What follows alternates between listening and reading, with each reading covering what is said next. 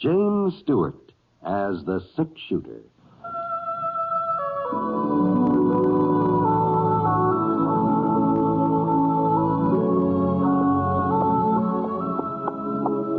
The man in the saddle is angular and long-legged.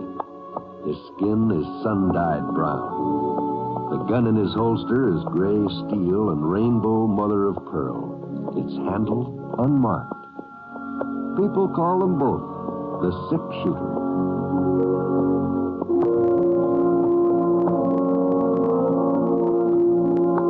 The NBC Radio Network presents James Stewart as the six-shooter, a transcribed series of radio dramas based on the life of Britt Ponset, the Texas plainsman who wandered through the Western Territories, leaving behind a trail of still-remembered legends.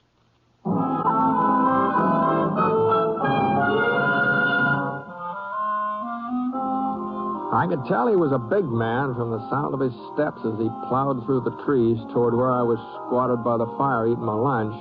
Finally came into sight. He's almost as broad as he was tall, with bright red hair and a great big thick mustache and kind of curled up at the corners. Well, he sure wasn't any cowhand. Not with those duds he was wearing. Long black coat and light yellow breeches. Looked like he'd been wearing them for quite a spell, too, though. Mud all over the pants and a tear in one of the coat sleeves. He seemed cheerful enough, though. At least the grin he gave me was so broad it showed off practically every tooth in his head. Lots of gold there, too. Howdy, mister. Hello. Mind if I warm myself for a spell? No. Go right ahead. That sun just don't give off much heat. What time you make it, mister? About noon. Maybe a little later. Hey, that grub sure smells good, don't it? Are you hungry? Well, not hungry exactly. Starved would be more like it. Well, you help yourself to what's left of the beans over there. Oh, thanks, mister. Thanks a lot. Worked up quite an appetite since breakfast. You traveling on foot, huh? Yep. Not from choice, understand? Not sure. from choice. Oh, yeah. Had me pony. Finest little roan you ever saw. I lost him, though. Oh, by George, those beans are tasty. Well, you lost your horse? Yep. Last night.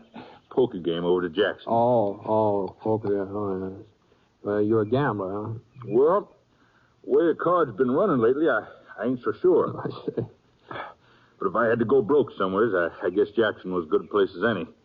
At least it's within walking distance of Clover Fork. Well, that's quite a walk. Well, I know it. I ain't got much further to go, though, have I? About 15 miles, I think. Well, I reckon I'll make it somehow. You acquainted with Clover Fork, mister? Some. I've been working on a ranch not very far from there. Usually get into town every week or so. That's where I'm headed now. Well, then, maybe you can tell me where I'll find my family. My wife and son, that is. Their name's Proctor. What? Proctor? Well, they're still living in Clover Fork, ain't they? That's where they'd moved to last time I heard. Janet Proctor, that's my wife. Boy's called Ted after his grandfather. You know him, mister? Yeah, I know Ted. Oh, I'll bet he's a whopper by now. Why, he must be, well, let's see, he's going on 12 years old. He's a good-sized boy, all right. And what about Janet, mister? She's still pretty? She used to be pretty as a picture when she was a girl. Yeah, well, as a matter of fact, Mrs. Proctor's dead. What? Yes, she's, it was over a year ago now, pneumonia. Janet? Dead? Yes, I'm very sorry, Proctor.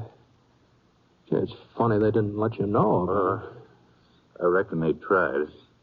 I ain't an easy man to reach. I keep moving around. Yeah, well, to tell you the truth, I didn't realize that Ted's father was still alive. I sort of got the impression that you were dead. Poor Janet. She sure never had much of a life. It was my fault. My fault more than anybody's, I guess. But I just couldn't do no different. I tried to settle down, get a steady job. It didn't work out. Some men aren't meant to stay put. Yeah? Now, it wasn't that I really left her, you understand. At first he used to come back whenever I had a winning streak and got some money ahead. And as time went on, I kept staying away longer and longer until, well, it's been 7, 8 years now. She wasn't living in Clover Fork when I last saw her. She told me she was fixing to move there. I thought sure I'd be around this part of the country before now, but, hell, there always seemed to be another card game to keep me away. Mm-hmm. Well, Ted's all right, you said, huh? Yeah, oh, yes, he's fine last time I saw him. Who's looking after him now? Well, your wife's sister. He's been living with her the last year. Amy? Why, well, she's just a girl. Oh, she must be getting on to 30. 30? Well, ain't she married yet? No, there's talk, though. Fred Baker, a real nice fella. He owns a ranch right outside of town. Well, how's Amy managing? She don't have no money. Well, I guess you didn't know it, but your wife had built up a pretty nice little dressmaking trade, and Amy took it over. Woman folks say she's real handy with a needle. Oh. Ted does his part, too, odd jobs after school, things like that. Oh, you'll be real proud of that boy. Yeah, sure. Well, I guess I'd better be moving along. Well, I'll just clean this kettle out with some sand here. I'd like to offer you a ride into town, but my horse is losing a shoe. I don't think you could carry both of us. Oh, that's all right, mister. That's all right. Yeah, thanks for the grub. Oh, don't mention it. Say, well, doggone it. I don't know your name, do I? Oh, it's Ponset. Not Britt Ponset. That's right. Well, I always figured I'd be meeting up with you someday, where the both of us keep moving around. I'm real pleased to meet you, Mr. Ponset. Oh, my first name's Gus. Oh, hey, Gus. Before you shove off, I was wondering if you'd mind doing me a little favor. Hmm? As long as you'll be getting into Clover Fork ahead of me, would you stop off and tell Amy and the boy that I'm coming to see him for a day or so? I think maybe they kind of deserve a warning. Sure, I'd be glad to, Gus.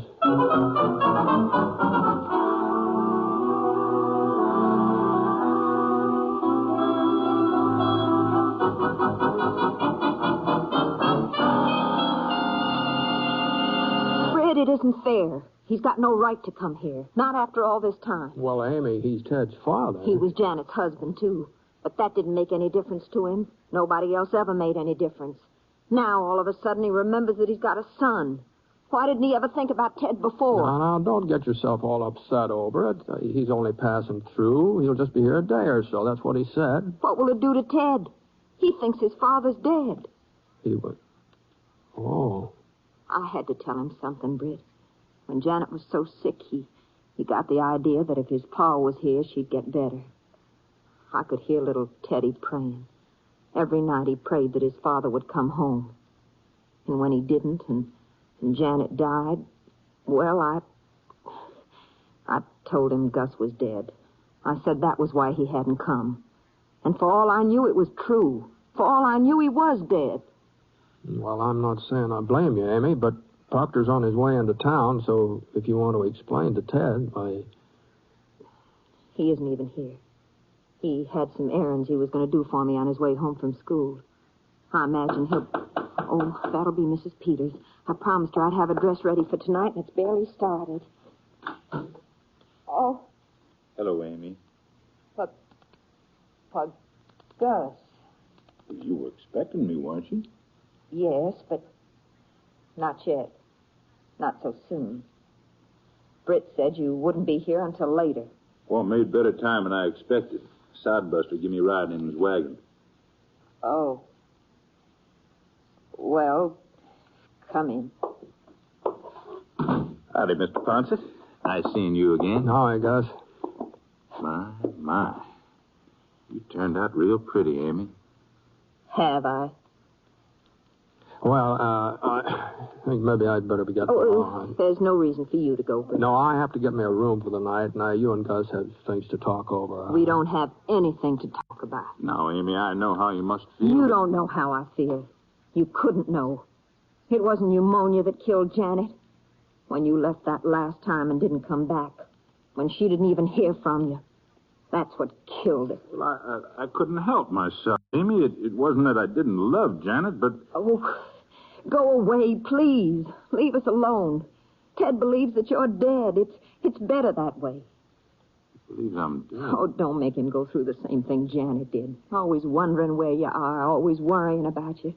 Let him go on believing you're dead. Amy, you shouldn't have... I won't, Aunt Amy. I got the black thread you wanted and a piece of soft material, but... Hello, Teddy. You remember Mr. Ponset? Oh, sure. All right, Ted. Just fine, Mr. Ponset. Ted, this is... I reckon your aunt's forgotten my name, son. Can't say as I blame her, seeing as how we just met up. It's, Parker. George Parker. I stopped by because I used to be a friend of your pa's.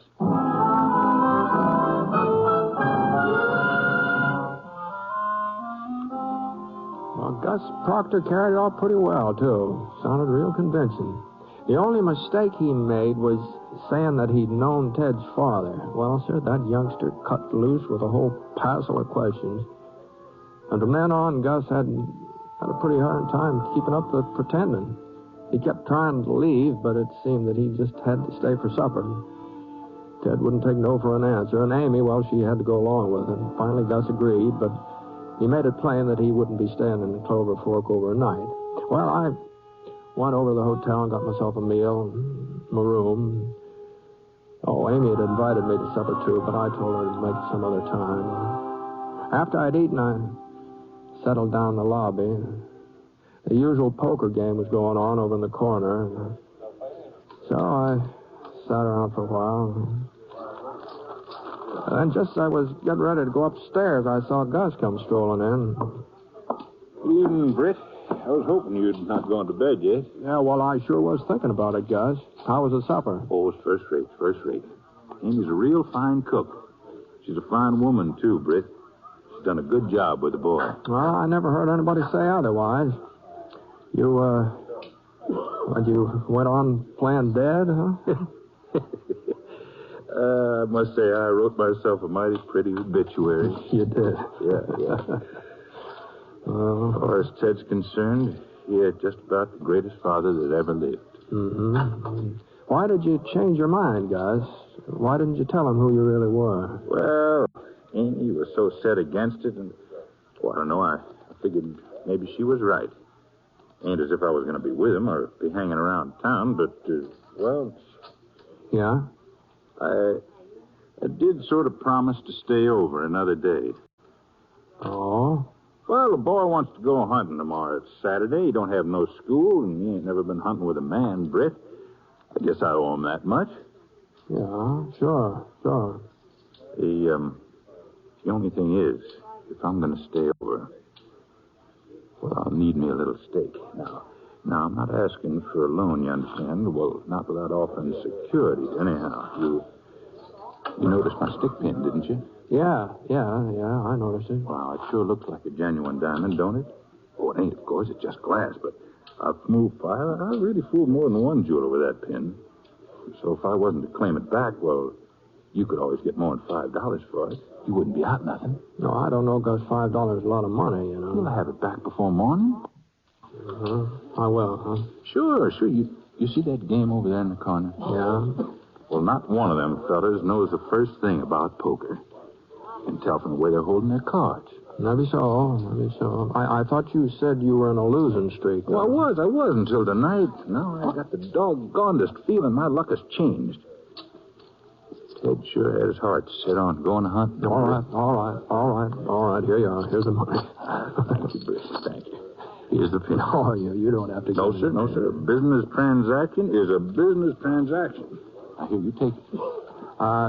Say, by the way, what did you tell Ted about yourself? I mean, about this George Parker you're claiming to be. Oh, I said I was a no-good, no-count, roving gambler. Oh, I see you did, huh?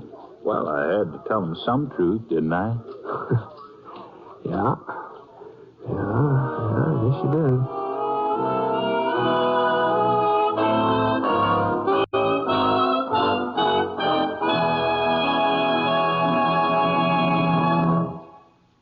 return to James Stewart as the six-shooter in just a moment.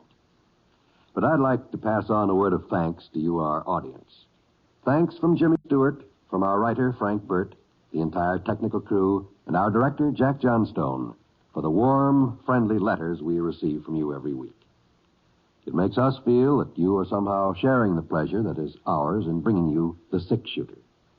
We only wish it were possible to answer them all individually, for we appreciate hearing from you more than you may realize.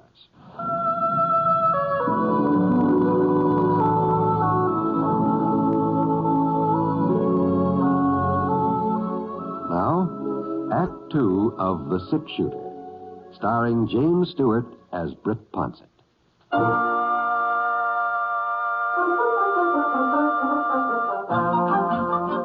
Well, Gus paid me back first thing next day. And he had a whole lot more than $5 in his pocket, too. Plenty of silver and a roll of bills. I guess his luck had changed, all right. He was all fixed up to go hunting when I saw him, wearing some new breeches and a flannel shirt, carrying a couple of first-class rifles under his arm. I went about my business, picked up some parts for the pump on the Eagle J where I was working, and headed back to the ranch. And it was almost a week later before I came into town again. New harness for the mules this time. I was kind of surprised to see Gus playing poker in the hotel lobby when I registered. I figured he'd probably moved on by now. He waved to me and went on with the game, and it looked like to me he was still winning. Well, I went upstairs to my room and started to clean up for supper. Come in. Oh. Howdy, Mr. Ponset. Well, how are you? Well, what can I do for you, Ted? I stopped by the hotel to see Mr. Parker, but he's busy. He said you were back in town, so... Well, I'd like to talk to you, Mr. Ponset. Sure, go ahead. You're a friend of Mr. Parker's, ain't you? Well, more or less, I reckon. Well, I think he's getting ready to leave Clover Fork, Mr. Ponset. Oh? He told me he never stays in one place very long. Not more than a few days, usually. Mm-hmm. I'm going with him, Mr. Ponset. When he leaves, I'm going along. Oh, he don't know it yet, but I've made up my mind. I ain't never had so much fun in my whole life as I have since he's come to town. We've been hunting and fishing, and he even let me play hooky from school day before yesterday, so we could hire some horses and take us a ride out in the country. Oh, only don't you tell Aunt Amy. All right, okay. He must like me, don't you think? Well, it sure looks like it, doesn't it? He says he ain't got no family of his own. Well, I bet he gets lonesome. I bet he'd like having somebody with him. Well... He's just got to take me along. If he don't, I'll go anyway. I'll run away and I'll follow him, and I'll find him, too. Now, just hold on. Oh, it ain't that I don't appreciate what Aunt Amy's done for me, but I'm grown up now. I don't need a woman fussing and making me behave. I want to be like Mr. Parker. I want to move around and see lots of places the way he does. And I'll learn to be a gambler. I've watched him. I already know how to play poker. Some. Oh? Uh-huh. Well, most anybody can learn how to play it. Is learning how to win that's a mite more difficult. Well, he never loses, Mr. Ponset. There ain't nobody who can beat George Parker. Is that so? He's just about the finest man I ever met. Maybe not as fine as my pa was, but he was a friend of my pa, so Pa must have thought good of him, too. Uh-huh. I've been able to ask him about letting me go with him. I'm scared he'll turn me down. Of course, it wouldn't make no difference if he did. Like I said, I'll go anyhow. But, well, would you ask him for me? I mean, would you tell him what I've decided? Well, don't you think maybe you ought to talk this thing over with your Aunt Amy? Oh, that'd be just a waste of time. I know what she'd say, but it wouldn't make no difference. All right, Ted. I'll ask Mr. Parker. I'll tell him what you decided.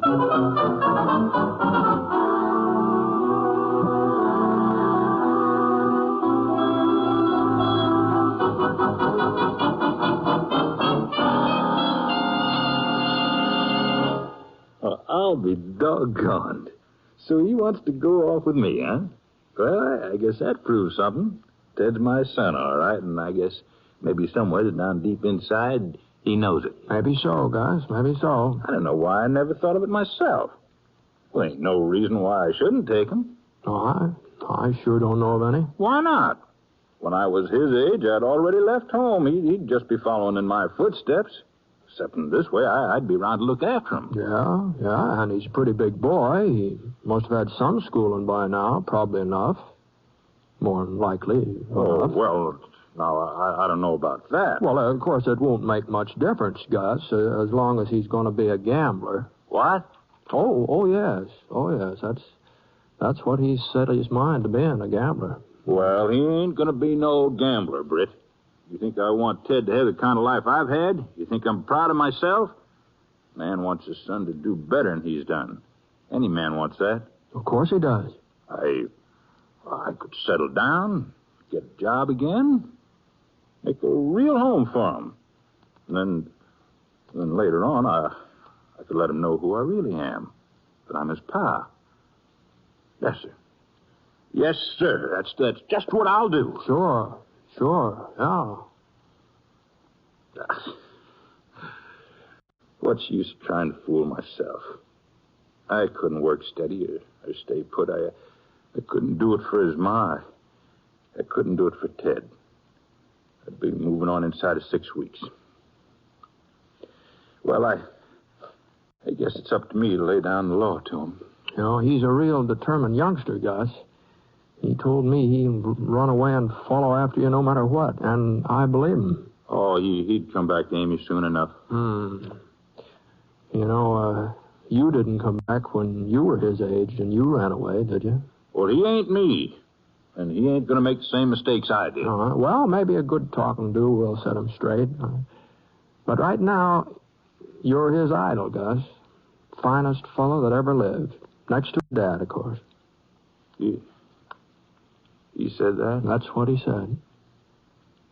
Britt, I can't be nobody's idol. And I don't want nobody following my example, least of all my own boy. I'm getting out of town tonight. Right now. Now, you know, kids have pretty good memories, Gus. Some things they never forget, and some people, too. Even after you're gone, he'll still want to be like you. No, he won't. Not if I... Hey, look, it's still early yet. I'll have time for a couple of hands of poker before I go. You don't play, do you, Britt? No, not very much. Sometimes I kind of enjoy watching.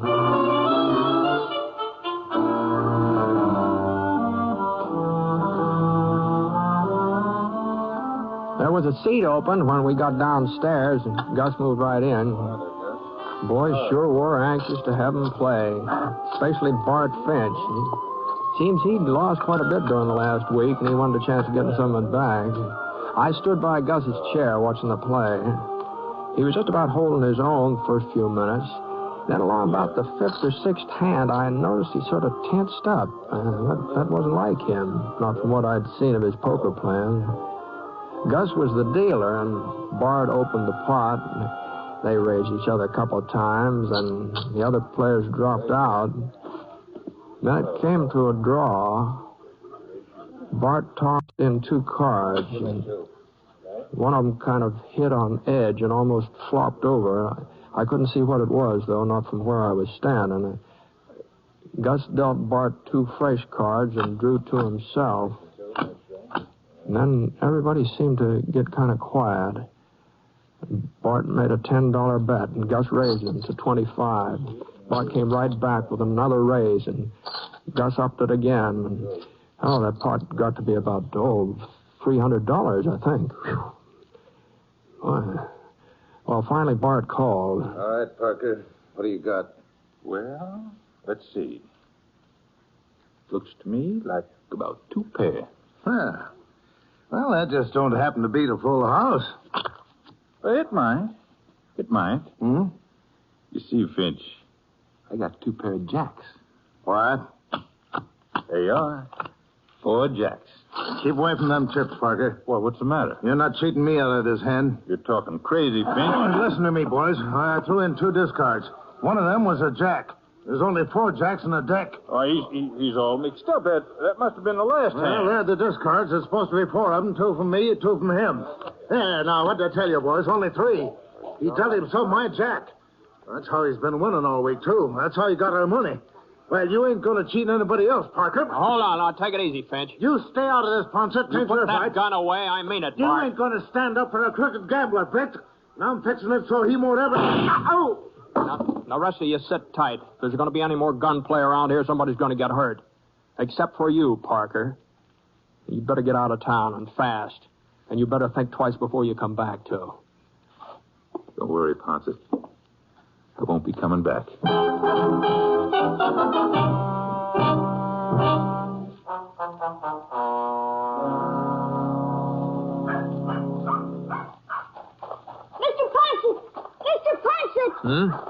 Oh, hello, Tad.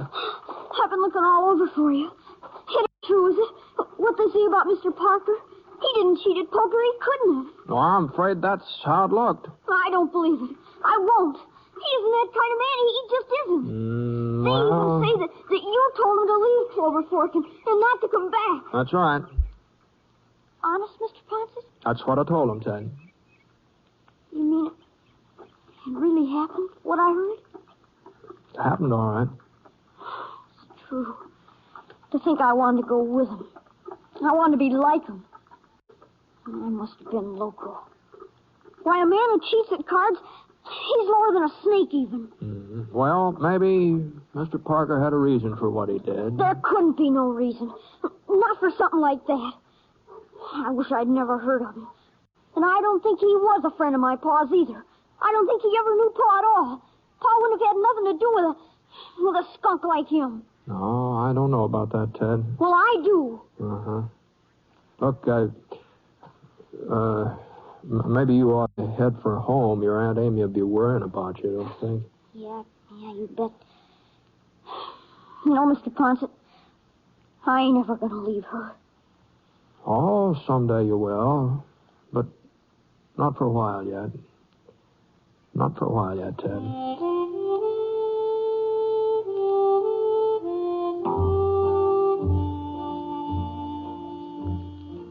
Well, it was plain as day that pulling a stunt like Gus did in that poker game, he was bound to be found out. Any card player'd know that much, let alone a man who makes his living gambling.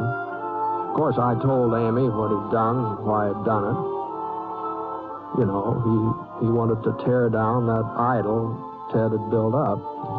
And even feeling the way she did, well, she had to admit that maybe there was some good in him. She and Fred Baker, they're married now. So Ted's got a father to take him hunting and fishing. Everybody says Fred's as good to him as if Ted was his own son. I never have run into Gus Proctor again. But like he mentioned, we're both on the move most of the time, so it's more likely we'll bump into each other someday. Anyway, I kind of hope so.